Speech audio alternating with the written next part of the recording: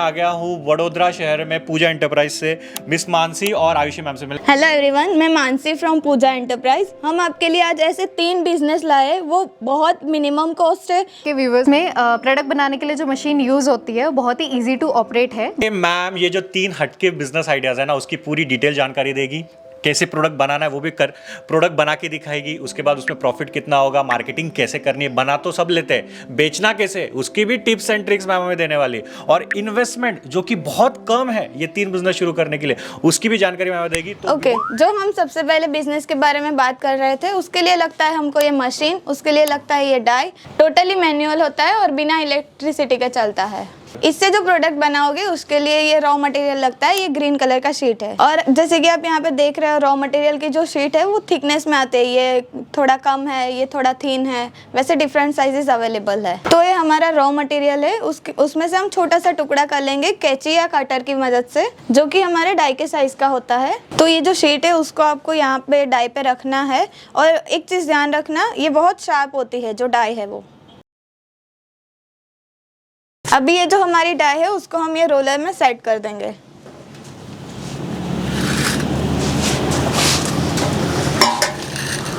अभी जैसे कि ये डाई सेट हो जाए, उसके बाद ये वाले हैंडल को आपको घुमाना है। एक आदमी इसे आराम से कर सकता है। फिर यहाँ से ये आपकी डाई बाहर निकल जाएगी। तो जैसे ही हमारा ये डाई बाहर आ जाएगा, ये आउटर वेस्टेज एरिया है उसको हम बाहर निकाल लेंगे, ठीक है ना। और ये हमारे छोटे छोटे पीसेस रेडी है और इसकी साइज भी बहुत प्रॉपर है, फिनिशिंग भी प्रॉपर है और कट भी बहुत अच्छे से हुआ है और इजीली हो गया है। अभी ये हमारा स्क्रबर पैड रेडी है, इसको आप इजीली मार्केट में बेच सकते हो, जो कि बर्तन धोने के लिए यूज होता है। इसमें लिक्विड डाला जाता है और वो फिर उसके बाद बर्तन धोने के लिए यूज होता है। तो बहुत सारे लोग बोलेंगे कि इसमें मशीन की क्या जरूरत है, ये तो हम लोग मतलब कैंची से भी कट कर लेंगे।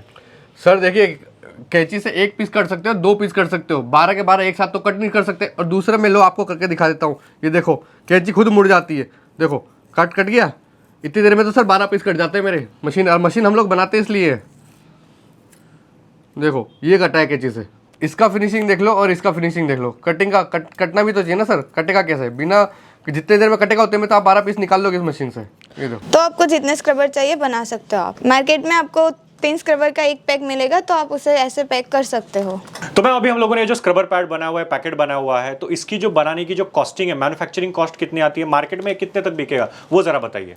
ये जो हमने पैक ऑफ 3 बनाया है उसकी कॉस्टिंग हमको पड़ेगी 4.5 रुपये। और यही चीज़ हम होलसेलर को बल्क में देंगे तो वो हम 8 से 10 रुपये में आराम से दे सकते हो। इसकी पैक ऑफ 3 की MRP होती है 25 रुपये। तो जैसे कि आप देख रहे हो, ये पैक ऑफ 3 है, इसमें आपको नेट मार्जिन है 3 रुपये का। जैसे कि ये स्क्रबर हर घर में यूज होता है, तो आप इसको बड़े आराम से होलसेलर को, किराना स्टोर पे और रिटेलर को भी बेच सकते हो।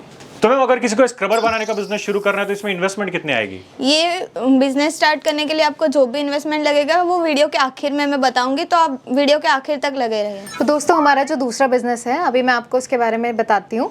जैसे आपने मार्केट में स्लीपर का देखा होगा, चप्पल बनाने वाला, तो मैं आज आपको पहली बार दिखाती हूँ सैंडल बनाने के बिजनेस के बारे में। तो सैंडल बनाने के लिए जो रॉ मटेरियल हम यूज करते हैं वो ऐसी शीटें होती हैं। ये अलग अलग शीट्स आती हैं, ब्लू, ग्रीन, मल्टी कलर में आपको मिल जाएगी, अलग अलग डिजाइन में। सैंडल बनाने के लिए अभी हमें जो दूसरी चीज चाहिए वो हमारी मेन ये मशीन होती है, ठीक है। इसके साथ आपको डाई मिलेगी, ऐसी डाइज आपको मिलती हैं। एक ये ग्राइंडर आएगा, स्टेप टूल आपको मिलता है। ये पूरी मशीन मैनुअल रहेगी, सिर्फ एक ही ग्राइंडर होगा जो आप इलेक्ट्रिसिटी से यूज करोगे, ठीक है। तो आप देख सकते हो पूरा जो मशीन है वो एक छोटी सी टेबल पे सेट हो गया है, तो इसी से आप अपना प्रोडक्शन स्टार्ट कर सकते हो। ये पूरी शीट है जिसे आपको अपने अकॉर्डिंग कट करना है। जैसे ये शीट काटी है हमने, इसके ऊपर अब अभी डाई रखेंगे, मशीन के अंदर डाल लेंगे, ठीक है। फिर इसको सेट करके हमें इसके हैंडल को घुमाना है। हाँ। अभी हमने हैंडल को प्रेस किया है, इसके बाद हम नीचे से डाई निकाल लेंगे। अभी आप देख सकते हो हमारा सैंडल का नीचे का जो बॉटम है वो कट के रेडी है। तो मैम अभी ये लेफ्ट है कि राइट है? आप एक ही डाई से लेफ्ट साइड और राइट साइड दोनों सैंडल बना सकते हो। तो अभी आप देख सकते हो हमारा सोल रेडी है, इसमें चारों होल्स हो गए हैं। ये जो ग्राइंडर है इससे अभी हम इन होल्स की फिनिशिंग करेंगे।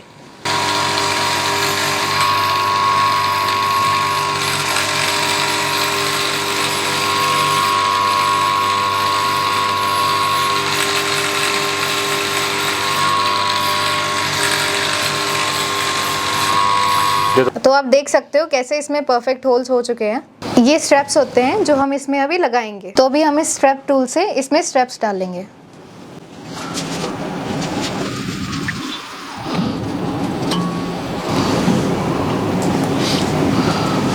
देख सकते हो आप कितना इजी है इसमें स्ट्रैप डालना। ये जो होल है इसमें आपको ऐसे स्ट्रैप टूल डालना है, उसके बाद स्ट्रैप लगा के आपको इसे पुल आउट करना है, खींचना है। ठीक है।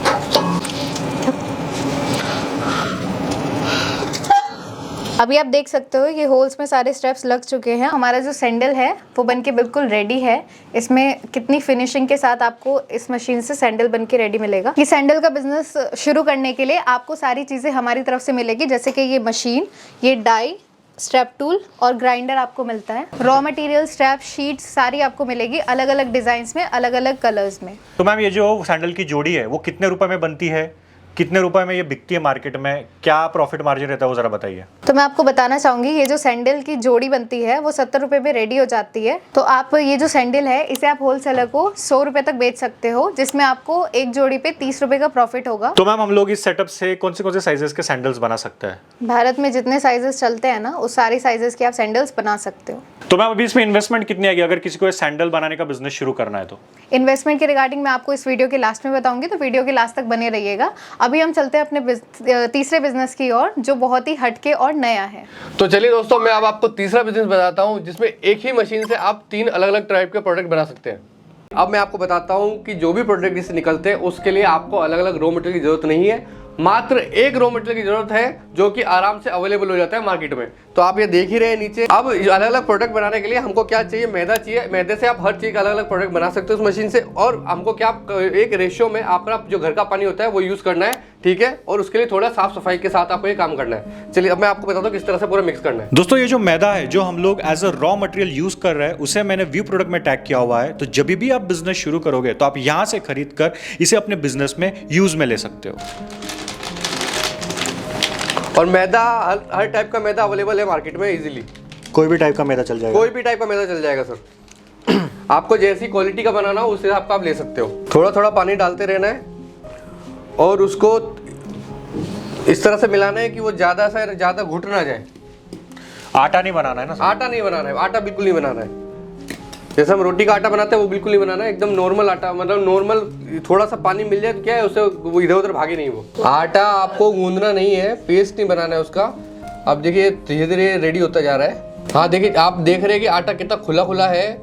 ऐसे जैसे हम लोग घर का रोटी बनाने वाला आटा गूंदते हैं इस तरह नहीं गूंदा है, एकदम खुला खुला गूंदा है, जिससे मशीन में आराम से वो चल सके। तो इस तरह का ट्रे हम लोग है ना नीचे रख रहे हैं सेफ्टी के लिए और थोड़ा सा हाइजीनिक रहे, जिससे हमारे जो आउट प्रोडक्ट है वो बाहर इसमें डायरेक्ट आए। तो सबसे पहले मैं वो प्रोडक्ट बनाऊंगा जो इंडिया में सबसे ज़्यादा चाइनीज़ की उसमें ज़्यादा जाता है कैटेगरी में, वो है नूडल्स का सर, ठीक है।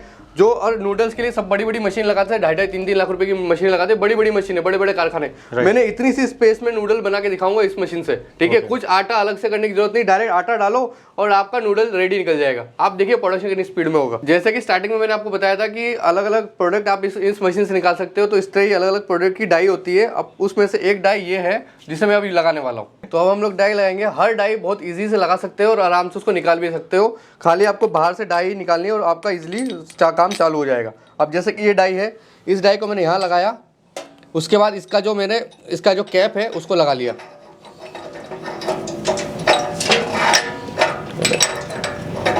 फिट करने के लिए आपको टूल्स वगैरह सब कुछ हमारे यहाँ से मिलेगा, तो उसकी भी आपको टेंशन नहीं रखनी है। ये आपका पूरा एक सेट हो गया है एक डाई के लिए। अब हमारा रॉ मटेरियल रेडी हो चुका है। अब हमें डायरेक्ट इसे मशीन में डालना है और अपना जो प्रोडक्ट है वो बाहर निकल जाएगा। अब सबसे पहले क्या करना है, ये एक जो स्विच है उसे ऑन करना है। घर की सिंगल फेस की जो हमारी होती है लाइट, उसी से चालू करना है। तो कभी टेंशन मत लो कि घर से चालू होगा कि नहीं होगा, घर से चालू हो जाएगा ये। तो इस तरह से पूरा चालू हो गया है। ये हॉपर में डालना है, ये धीरे धीरे इसमें जाता रहेगा।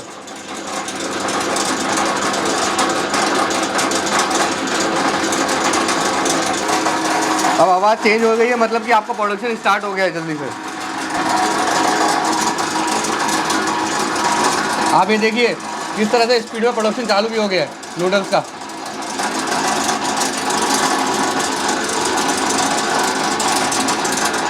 ऊपर से खाली रॉ मटेरियल डालना है, नीचे से माल आपका इस तरह चालू हो जाएगा।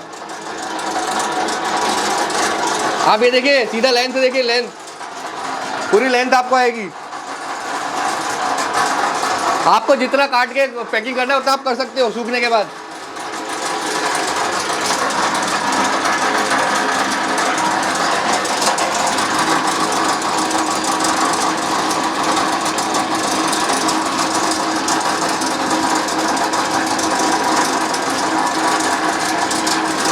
एक एक लाइन देखिए, बिना टूटे इतनी लंबी लंबी लाइन निकल रही है। 2.5 लाख की मशीनें नहीं निकाल पाती। ये देखिए,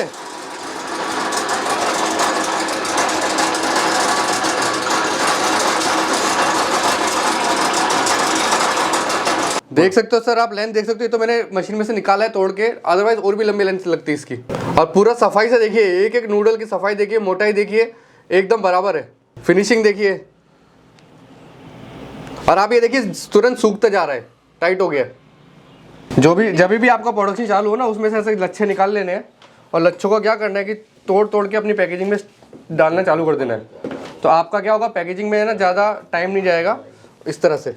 अब क्या करना है कि इस तरह की थैलियाँ आती हैं मार्केट में, और हम भी साथ में देंगे अगर आपको चाहिए तो। देखिए देखिए सूखना भी चालू हो गया है। इस टाइप की थैली आती है। सर कितने देर सुखाना ही है? सर देखिए, अगर मैं सही बताऊं, अच्छी धूप, अगर आप अच्छे से सुखा रहे हो, अच्छा वो है मॉइस्चर वगैरह है अगर, तो आपको कम से कम 2 घंटे तो चाहिए। ठीक है, 2 घंटे के बाद जब आप इसको सुखा देंगे तो कुछ इस तरह का कड़क हो जाएगा। ये देखिए,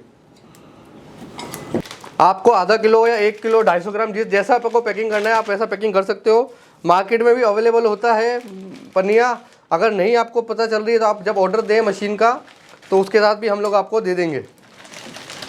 देखिए, इस तरह से आपको पूरा पैकिंग करना है। आधा किलो का बंडल कुछ इस तरह से बनता है। आपको 1 किलो का, 2 किलो का, जैसी आपकी डिमांड है मार्केट में, आप उस तरह कर लेने का है। और उसके लिए आपको एक सीलिंग मशीन होती है, अगर वो चाहिए तो वो भी हम आपको देंगे। मैं उससे आपको सील करके दिखा देता हूँ। अभी आपका माल रेडी है, पैकेट मार्केट में सेल होने के लिए। तो नेक्स्ट मैं आपको जो भी प्रोडक्ट बताऊंगा वो इसी तरीके से बनेंगे, इसी तरह के सूखेंगे और इसी तरह से पैक होंगे, और मटेरियल सब में एक ही लगेगा। नेक्स्ट प्रोडक्ट हम लोग बनाने वाले हैं, उसके लिए हमें क्या करना पड़ेगा, जो हमारा ये डाई का कवर है इसको खोल लेना है। इस तरह से जो डाई है उसको इस तरह से निकाल लेना है। अच्छा। ठीक है, अब हम लोग नया डाई लगाएंगे, नया प्रोडक्ट बनाएंगे। ये अब हम लोग दूसरी डाई लगा रहे हैं। बहुत आसान होते हैं। आप देखिए, खाली डाई लगाई, चेंज किया और टूल से इसको टाइट कर देना है। सेम तरीके से हम लोग बनाएंगे। अब आप मुझे बताइए कमेंट बॉक्स में कि हम लोग ये क्या बना रहे हैं। देख रहे हो किस तरह से प्रोडक्शन स्पीड में निकल रहा है। ये हमने दूसरा प्रोडक्ट बनाया है सेम मटेरियल यूज़ करके। ये देखिए, अब आप मुझे जल्दी से कमेंट में बताओ कि ये क्या बन रहा है। तो सर क्या बोला जाता है इसको मार्केट में? सर इसको पास्ता बोलते हैं हम लोग। जो आप अपने रेस्टोरेंट या घर में बनाते हो ना, वो पास्ता है ये। वाह, इसकी भी बहुत बड़ी बड़ी मशीन आती है सर, अलग अलग मशीन खरीदते हैं इसके लिए भी। लेकिन हमने तो देखो सारे प्रोडक्ट एक ही मशीन से बनवा रहे हैं। अब आप फिनिशिंग देख लो, और देखो सूखना भी चालू हो गया है माल। देखिए कड़क होना चालू हो गया है। तो कोई ऐसा पूछे कि भैया इसको सुखाने के लिए क्या चाहिए, खुद सुखाने के लिए नहीं चाहिए, आपकी मशीन अच्छी होनी चाहिए, आपका मटेरियल फटाफट सूखता रहेगा। देखिए स्पीड, देखिए कितना स्पीड में बना रहे हैं मटेरियल।